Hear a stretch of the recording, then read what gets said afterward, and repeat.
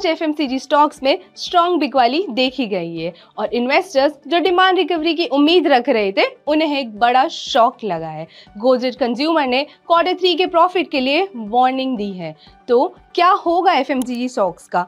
क्या आपको इन्हें रखना चाहिए या सेक्टर में रोटेशन करना चाहिए? चलिए इस वीडियो में इस बारे में समझते हैं। गोदरेज कंज्यूमर प्रोडक्ट्स ने Q3 FY25 के लिए प्रॉफिट वार्निंग दिया है। इस अनाउंसमेंट के बाद पूरा एफएमसीजी इंडेक्स गिर गया है। सेक्टर ने पिछले साल में लीडिंग इंडाइसेस के मुकाबले अंडर परफॉर्म किया है, बट इस पीरियड में गोदरेज एक बेटर परफॉर्मर था, लेकिन आज उनकी Q3 गाइडेंस के नैरेटिव को बदल दिया है। कंपनी के रिलीज के अकॉर्डिंग लगभग 2/3 इंडिया बिजनेस जो सोप्स और हाउसहोल्ड इंसेक्टिसाइड से बना था वो आज प्रेशर में है। इस वजह से इंडिया का रेवेन्यू मिड सिंगल डिजिट से ग्रो करेगा ऑन फ्लैट वॉल्यूम्स। एबिटा भी कॉस्ट प्रेशर की वजह से गिर सकता है। चलिए इसको डिटेल में समझते हैं, लेकिन पहले कंपनी के काम का एक क्विक ओवरव्यू देखते हैं। Company overview. GCPL जो गोदरेज ग्रुप कंपनी का हिस्सा है 2001 में बना था, जब personal care segment of Godrej soaps was spun off into a separate company. ये एक FMCG कंपनी है जो हाउस होल्ड और पर्सनल केयर प्रोडक्ट्स बनाती है और बेचती है।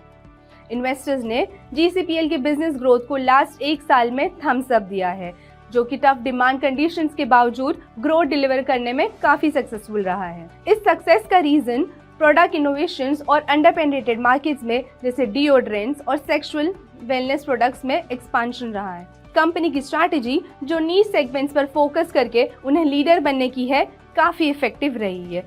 कंपनी के पास एक स्ट्रॉन्ग पोर्टफोलियो है जिसमें कई ब्रांड्स हैं जो 200, 500 और 1000 करोड़ से ज्यादा का भी रेवेन्यू कमा रहे हैं। ये स्ट्रॉन्ग ब्रांड लाइनअप भी कंपनी की ग्रोथ को डिलीवर कर रहा है। कंपनी ने अपनी पहली प्री क्वार्टर गाइडेंस में कहा है कि इंडिया बिजनेस जो GCPL का मेजर पार्ट है, ग्रोथ स्लोडाउन फेस कर रहा है। सोप्स और हाउसहोल्ड इंसेक्टिसाइड्स बिजनेसेस में सेल्स वॉल्यूम गिरने की उम्मीद है। कंपनी ने Q3 के लिए डोमेस्टिक बिजनेस में फ्लैट ग्रोथ की गाइडेंस दी है, जो पहले हाफ के 7.5% ग्रोथ से काफी कम है। Why? Well, ये इन 3 रीजनों की वजह से हुआ है। होम इंसेक्टिसाइड सेगमेंट जो कंपनी के इंडिया बिजनेस का लगभग 1/3 हिस्सा है, बैड वेदर कंडीशंस की वजह से इम्पैक्ट हुआ है। नॉर्थ में देर से आई विंटर्स और साउथ में एक साइक्लोन ने इस कैटेगरी की ग्रोथ को इफेक्ट किया है। Soap segments which also contributes 1/3 to the domestic business, उसमें की इंग्रेडिएंट्स जैसे पाम ऑयल की कॉस्ट 20-30% तक बढ़ गई है। इन इंक्रीज कॉस्ट को मैनेज करने के लिए कंपनी ने प्राइसेस बढ़ाई है, पैक साइजेस छोटी की है और ट्रेड प्रमोशंस को रिड्यूस किया है। एक अच्छी बात यह है कि hair care, liquid detergent, deodorants और सेक्सुअल वेलनेस जैसे प्रोडक्ट्स ने स्ट्रॉन्ग डबल डिजिट ग्रोथ दिखाई है, लेकिन ये ग्रोथ मेजर सेगमेंट्स के डाउनटाउन को कवर करने के लिए काफी नहीं है।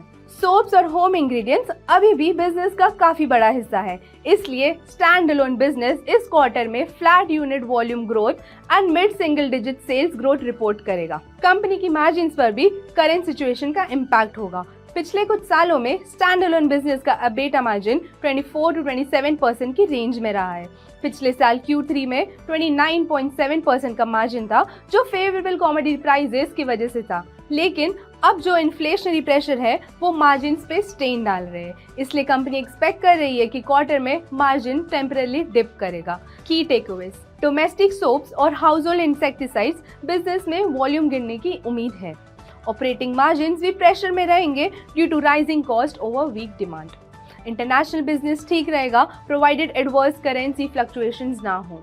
Silver lining is that management ने बोला है कि स्टैंड अलोन बिजनेस के चैलेंजेस एक्सेप्शनल और टेम्पररी है, स्ट्रक्चरल नहीं है। फिर भी FMCG स्टॉक्स इतने शार्पली क्यों रिएक्ट हुए?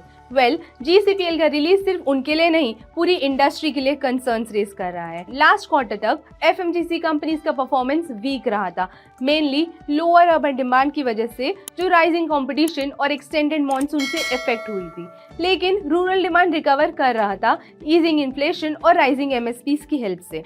पॉजिटिविटी थी, लेकिन कोई कंपनीज कॉशियस थी सेकेंड हाफ में स्ट्रॉन्ग रिकवरी प्रोटेक्ट करने में। अब GCPL की गाइडेंस के साथ वो एक्सपेक्टेशंस कम हो रही है और ऑनगोइंग कॉस्ट प्रेशर्स को देखते हुए ये क्लियर है कि इन्वेस्टर्स पूरी सेक्टर को लेकर वरीड हैं, जो अभी भी डिमांड स्लोडाउन फेस कर रहा है। लेकिन ये याद रखना, ऐसे टाइम पे अपनी शॉपिंग लिस्ट रेडी रखना काफी फायदेमंद हो सकता है। जब दूसरे लोग फियरफुल होते हैं तब आप बेस्ट बार्गेन्स ढूंढ पाते हो। With that this is the signing off. Thanks for watching. Investments in securities market are subject to market risks. Read all the related documents carefully before investing.